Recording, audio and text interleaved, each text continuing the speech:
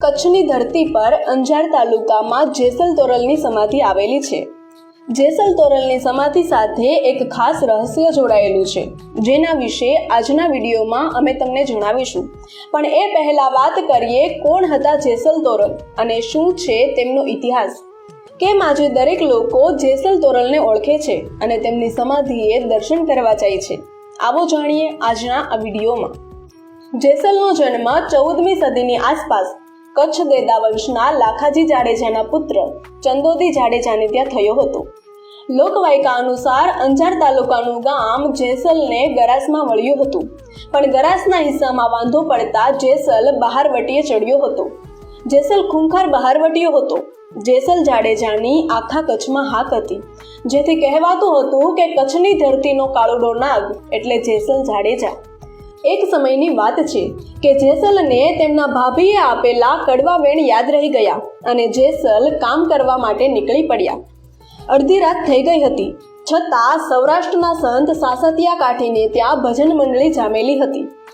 સાસતિયા કાઠી જાગીરદાર હતા। તેમની પાસે તોરી નામની પાણીદાર ઘોડી હતી। તોરી ઘોડીની ખ્યાતિની વાતો તો બહાદુર બહારવટિયા જેસલ જાડેજાના કાને પડી। ઘોડી વિશે સાંભળતાની સાથે જ જેસલે આ પાણીદાર ઘોડીને કોઈ પણ સંજોગોમાં હાંસલ કરવાનું નક્કી કરી લીધું।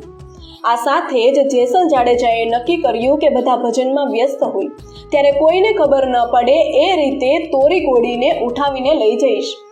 આમ વિચારીને તે સાસતિયા કાઠીને ત્યાં આવી જાય છે અને કાઠીરાજના ગોડારમાં સંતાઈ જાય છે, પરંતુ ઘોડી જેસલને જોઈને ઉછળકૂદ કરવા લાગે છે અને જમીનમાંથી ખિલ્લો કાઢીને ભાગવા લાગે છે। ઘોડીના રખેવાળ ઘોડીને ફરીવાર બાંધવાની કોશિશ કરે છે। આ દરમિયાન ઘોડીના રખેવાળને જોઈને જેસલ ઘાસમાં છુપાઈ જાય છે। રખેવાળે ફરી ખિલ્લો જમીનમાં કોપી દીધો, પરંતુ આ ખિલ્લો ઘાસમાં છુપાયેલા જેસલના હાથની આરપાર નીકળી ગયું અને જેસલ સખત રીતે જકડાઈ ગયું। હાથની આરપાર ખિલ્લો નીકળી ગયો હોવા છતાં પણ જેસલ જાડેજાએ એક ચિસ્કારો પણ ના કર્યો અને ઘાસમાં મૂંગો પડ્યો રહ્યો। સત્સંગ પૂરો થયો અને સંત મંડળીમાં પ્રસાદ વેચાવા લાગ્યો। ત્યારે એક વ્યક્તિનો પ્રસાદ વધ્યો તો ભજન મંડળીમાં હાજર લોકો વિચારતા હતા કે આ પ્રસાદ કોના ભાગનો હશે। એટલી વારમાં તો ઘોડીએ પાછું ઉછળકૂદ કરવાનું શરૂ કર્યું, જેથી ઘોડીના રખેવાળને થયું કે પાક્કું અંદર કોઈ છે તો જ ઘોડી આમ ઉછળકૂદ કરે। રખેવાળે અંદર જઈને જોયું તો શું હતું? જેસલ જાડેજા ગોડરમાં છુપાયેલો હતો અને તેનો હાથ ખિલ્લાથી વિંધાયેલો હતો। આ જોઈને રખેવાળે ફટાફટ ખિલ્લો કાઢ્યો અને જેસલને કાઠીરાજ પાસે લઈ ગયો। જેસલની વીરતા જોઈને કાઠીરાજ ખુશ થઈ ગયા અને જેસલના વખાણ કર્યા। પછી પૂછ્યું કે એ તો કહો, તમારું નામ અને કામ શું છે? જેસલે કહ્યું કે જેસલ જાડેજા મારું નામ છે અને કચ્છનો બહારવટીયો છું અને તમારી તોરીને લેવા માટે આવ્યો છું। કાઠીરાજે કહ્યું કે અરે, તોરી રાણી માટે તે આટલી બધી તકલીફ ઉઠાવી? તો જા, હવે તોરી તારી। જેસલે કહ્યું કે અરે ઊભા રહો, હું તો તમારી તોરી ઘોડીની વાત કરું છું। સાસતિયા કાઠીએ કહ્યું કે તમે ઘોડીની વાત કરી રહ્યા છો એમને? તો જાઓ, તોરી રાણી પણ તમારી અને તોરી ઘોડી પણ તમારી જ। જાવ, એને ખુશીથી લઈ જાઓ।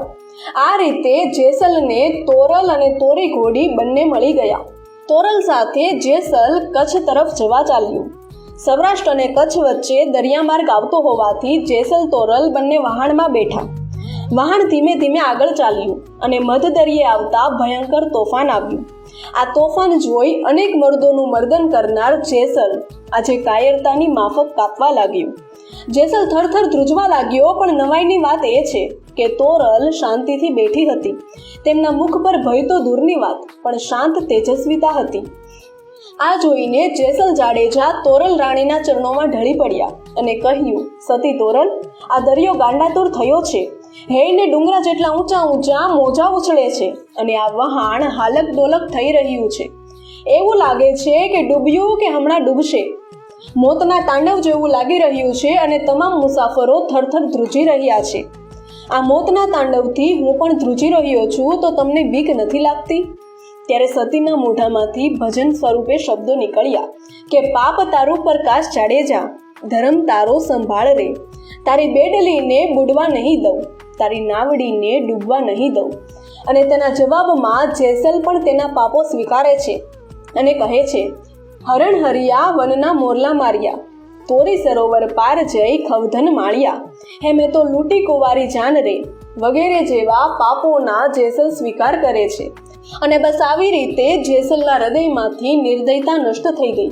જેસલનું અભિમાન ઓગળી ગયું અને દરિયો પણ શાંત થઈ ગયો. થોડા જ સમયમાં વાતાવરણ પલટાઈ ગયું અને આ સાથે જ જેસલના જીવનમાં પલટો આવ્યો. જેસલનું હૃદય પરિવર્તન થતાં તેઓ મહામાર્ગે દીક્ષિત થયા.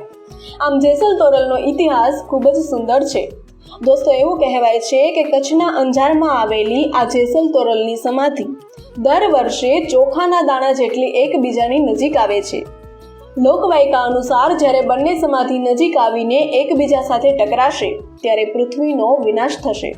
તો આ હતો જેસલ તોરલનો ઇતિહાસ. વિડીયો પસંદ આવ્યો હોય તો વિડીયોને લાઈક, કોમેન્ટ અને વધુમાં વધુ શેર કરો તથા આવા અન્ય વિડીયો જોવા માટે અમારા ફેસબુક પેજને ફોલો કરો. ધન્યવાદ.